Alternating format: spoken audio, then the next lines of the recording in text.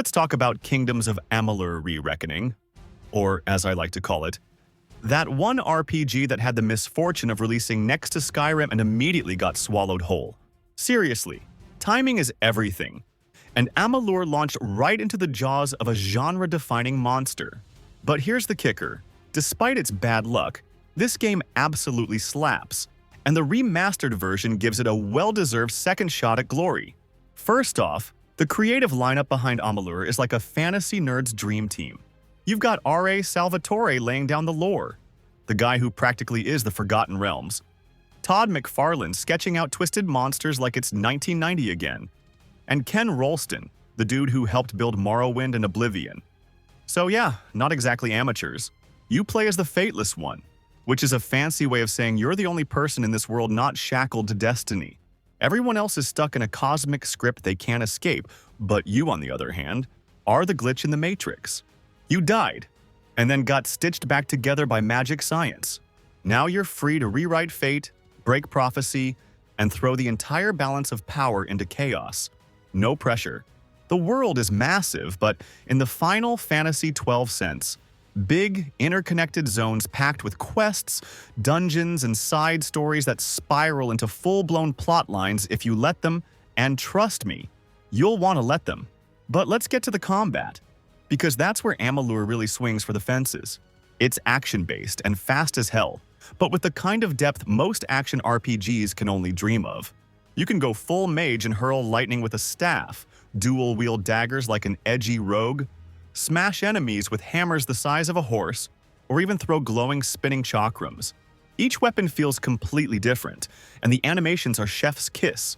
Combine that with a dodge roll system that actually works, and it feels like a smoother, more satisfying version of the combat in Fable or Dark Souls, but without the rage quitting. Now let's talk builds, as Amalur doesn't lock you into a class. Instead, it lets you pour points into 3 core paths: Might, Smash, Finesse, Stabby Stab, and Sorcery, Magic Pew Pew.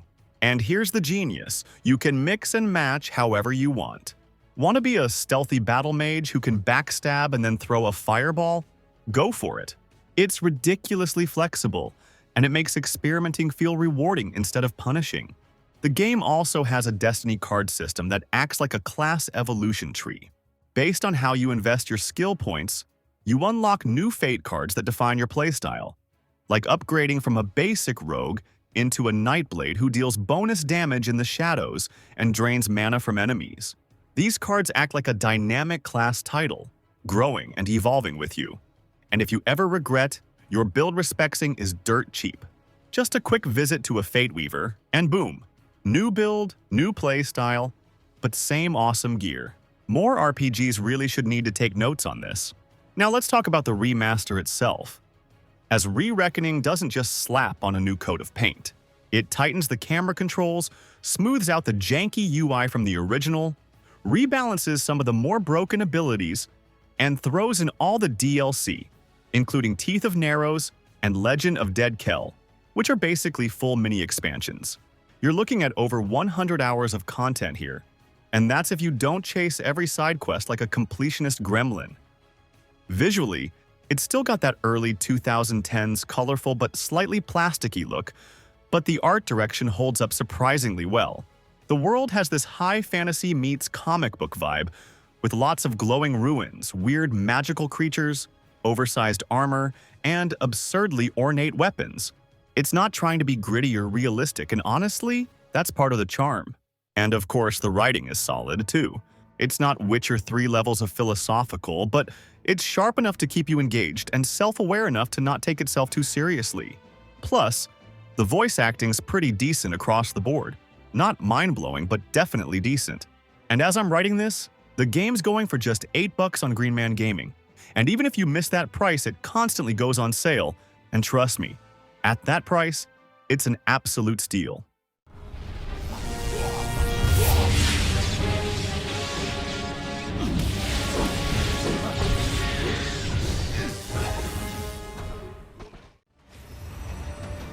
Have fun. Alright, let's talk about Final Fantasy VII Remake, The game that looked at a beloved 90s classic, kept the core story mostly intact, and still somehow managed to blow it all up in the most dramatic way possible. It didn't just polish the old tale, it twisted it, expanded it, and dropped enough narrative curveballs to send fans into full-blown euphoria or absolute rage, and sometimes both at once. It's bold, it's risky, and it turned what could have been a safe nostalgia trip into one of the most hotly debated reimaginings in modern gaming. See, instead of rushing through that gritty, steel-covered metropolis in the span of 5 hours like the original did, this remake says, let's hang out here for 40, and somehow it works.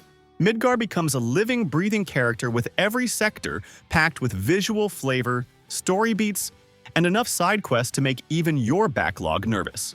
You've got slums with personality, neon-lit chaos, shadowy conspiracies, and people that actually feel like people. Even Wedge, Biggs, and Jesse, yeah, the trio that barely registered in the original, get the spotlight here. And let me tell you, by the time things get serious, you're gonna care about them a lot. Now let's talk combat, because this ain't your grandpa's turn-based system. It's a chaotic, gorgeous, real-time hybrid that feels like someone smashed Devil May Cry and classic Final Fantasy together, and somehow didn't break it. You've got standard attacks mapped to your buttons, but the real meat is in the ATB system, and basically, nothing cool happens until that bar fills. Want to use magic? Fill the bar. Want to bust out an ability? Fill the bar. Summon a godlike beast to obliterate your enemies in style? You guessed it, fill that bar. This creates an almost rhythmic flow to fights, as you're constantly weaving between light attacks, dodging like a lunatic, then slamming the brakes to issue tactical commands. It's fast, it's stylish, and it's addictive in a way that makes you want to dive into every optional battle just to show off. And look, the summons? Yeah, they're visually insane, hit like trucks, light up the screen, and absolutely change the tide of battle when they show up. But only when they show up. Because here's the catch. They don't come when you call. They come when the game feels like it. And it's a bit like waiting for a friend who only shows up when the party's already half over. Incredible when they do appear, but the randomness is kind of frustrating. Also, the upgrade system in Final Fantasy VII Remake is surprisingly deep without being overwhelming.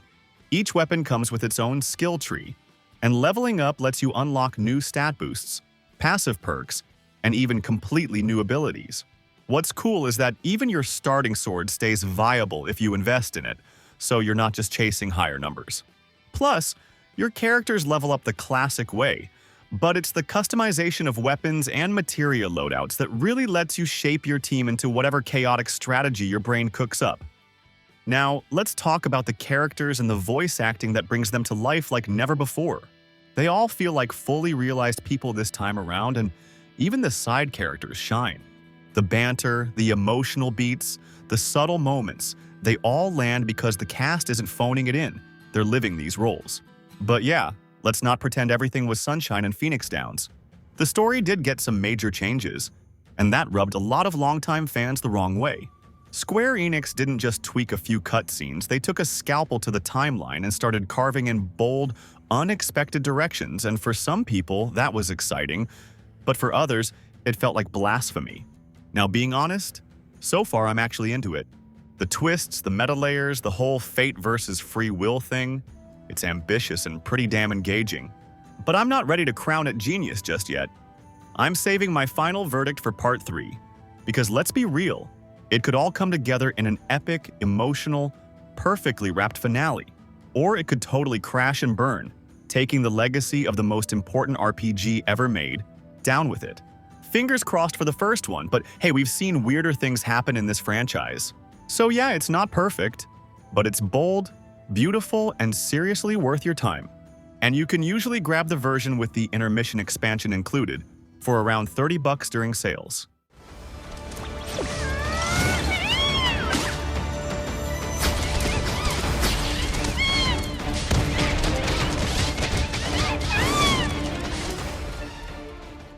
Quick break.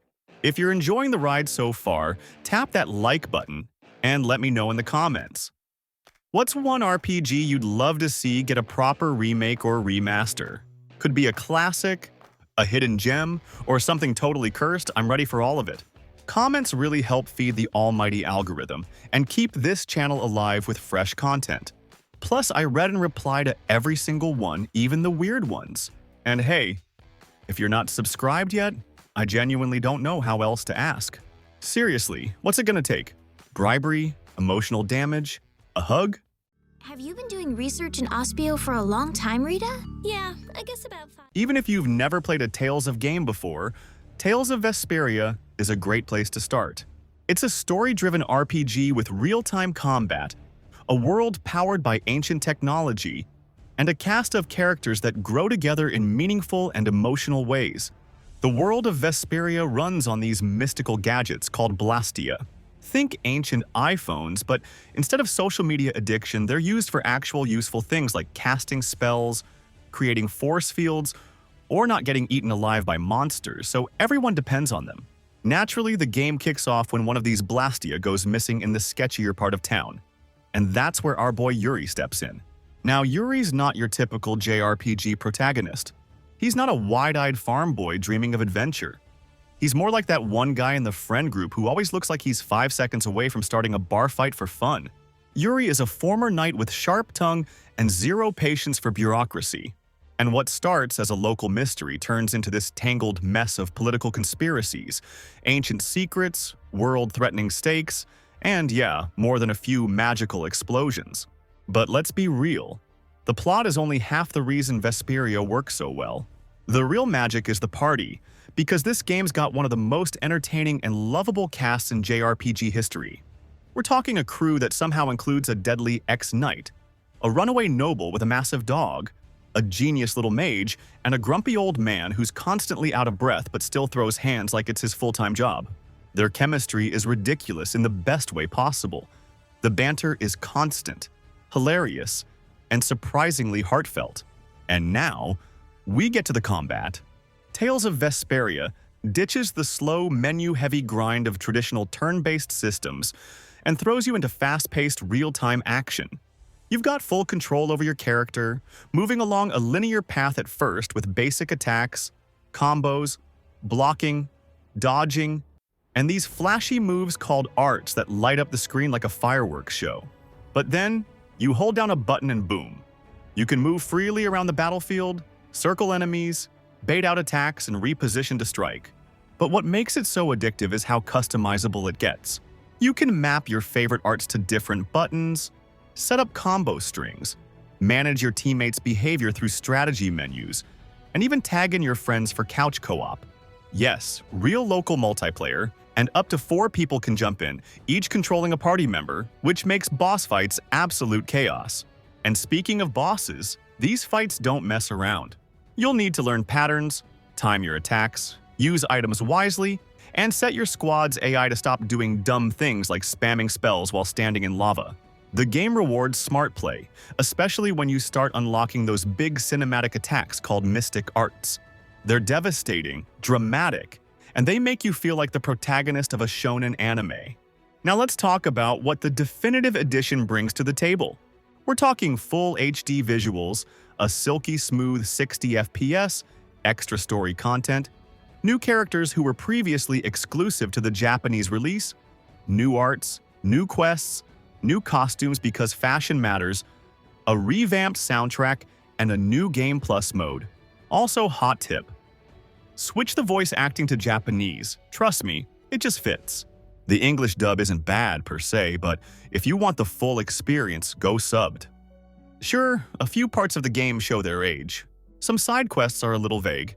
And yeah, the pacing dips a bit in the middle, but honestly, this game still holds up incredibly well, especially when you realize how ahead of its time it was in terms of storytelling, combat fluidity, and character development. And the best part? You can regularly find Tales of Vesperia Definitive Edition on sale for around $8. For a game with this much content, charm, and replay value, that's an absolute steal. Flickering blaze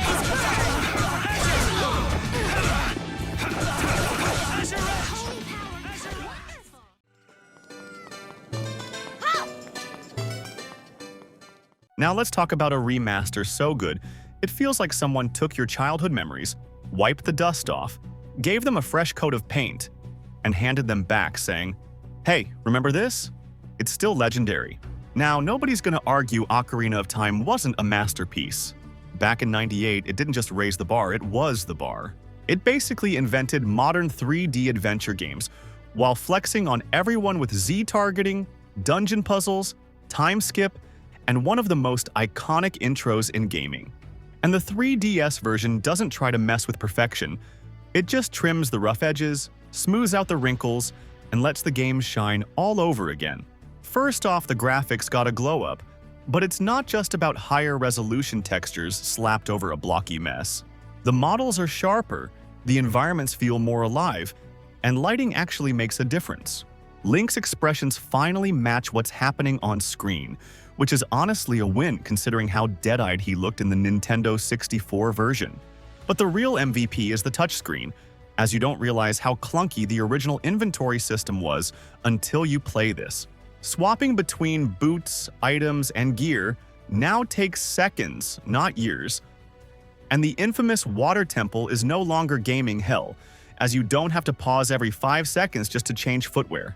The iron boots are now a tap away, and that one quality of life fix alone redeems the entire dungeon. And let's not forget how smooth the game feels now. The frame rate is stable, we have tighter controls, and aiming with the gyroscope is weirdly intuitive. It's one of those rare remasters where the tweaks aren't just cosmetic, they actually make the game better to play, without diluting what made it special in the first place. Gameplay-wise, everything you loved is still here. Solving puzzles with your ocarina, horseback archery, and the dungeons are as brilliantly designed as ever, with just enough changes in layout clarity and camera control to make them less frustrating and more rewarding. Then, there's the time jump twist. 1 minute you're a wide-eyed kid exploring the world, and the next, boom. 7 years pass, and you're suddenly adult Link, wielding a big ol' sword and carrying the weight of Hyrule on your shoulders, and areas you once knew have changed. Enemies are tougher, puzzles get more complex, and your toolset evolves to match the new challenges. And then there's the story, which seems simple on the surface, but loaded with mythos. You start off as this forest kid with no fairy and zero prospects, and suddenly you're knee-deep in prophecies, spiritual stones, ancient sages, and evil pig wizards. And even the side content in Ocarina of Time feels like it matters. Whether you're hunting gold skulltulas, trading weird masks, or fishing for that one stupidly evasive giant fish, there's always something to pull you off the main quest, and before you know it, 3 hours have passed and you're still in Kakariko Village messing with Kukos. And the 3DS version doesn't rewrite anything. It just tells the tale cleaner, sharper, and with way more charm packed into every moment. It even adds a Master Quest mode with remixed dungeons and double damage, just in case you thought you were hot stuff and needed a slice of humble pie.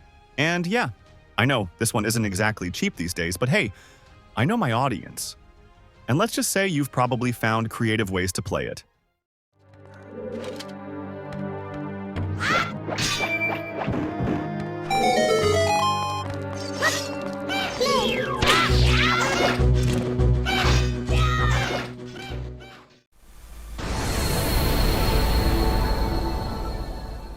We're ending this video with what I consider the best remaster ever made of my favorite Final Fantasy game. So yes, this will be a completely unbiased, totally impartial review, obviously. So, here's the deal. The game throws you into the kingdom of Dalmasca. This little slice of land caught in the middle of a war between two empires with way too much time and firepower on their hands. And things go south fast. 1 minute you're watching a royal wedding. The next you're knee-deep in betrayal, revenge, and sky pirates. It's like Game of Thrones, if Game of Thrones had more airships and fewer awkward family reunions. You play as Vaughn, a street rat who wants to be a sky pirate but ends up tagging along on what basically becomes a political soap opera with swords and magic. But let's be honest, the real MVP here is Balthier. He's suave, sarcastic, steals every scene he's in, and honestly feels more like the main character than Vaughn ever does. Sorry, Vaughn, you're just kind of there. Now, let's get into the good stuff, the gameplay. And this is where Zodiac Age flexes hard. The original battle system from 2006 caught a lot of heat, but in my opinion, it aged like fine wine. It uses the Gambit system, which basically turns your party into a programmable murder squad. You don't just button mash your way through fights, you have to think, strategize, and set up conditional commands like, if an ally drops below 40% HP, cast Cura, or if enemy is weak to fire, unleash Firaga. You can automate attacks, buffs, debuffs, healing, pretty much everything. Yeah, some people say it plays itself, and sure, if you set it up lazily, it might. But here's the catch. You can get stupidly creative with this system. You can set multiple Gambit sets and swap them on the fly for different encounters. Boss fight coming up? Switch to your defensive loadout. Need speed clear tactics for grinding? Boom, offense mode. The remaster also adds a game-changing feature. 3 Gambit sets per character. So, now you can swap full strategies on the fly, turning every fight into a tactical puzzle instead of a menu marathon. Final Fantasy XII also got one of the best job systems in the entire franchise, thanks to the updated Zodiac license board.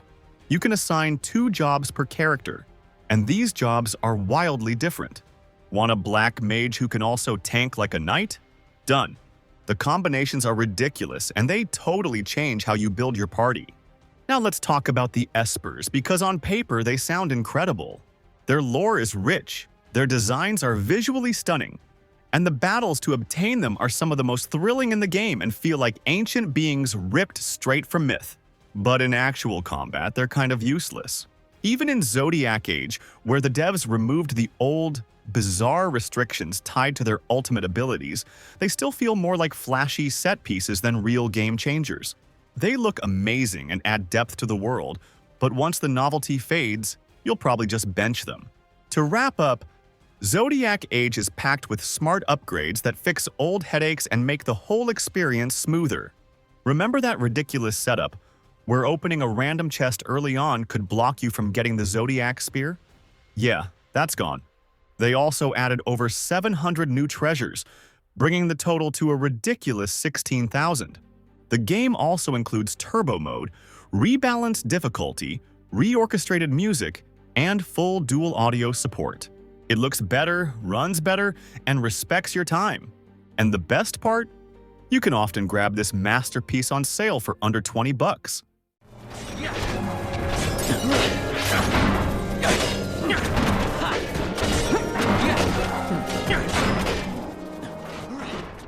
Now, I want to hear from you.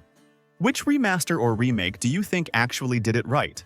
Drop your thoughts in the comments. I read and reply to every single one. And if you enjoyed the video, hit that like button. And if you haven't yet, subscribe so you don't miss what's coming next. Let's keep this conversation going.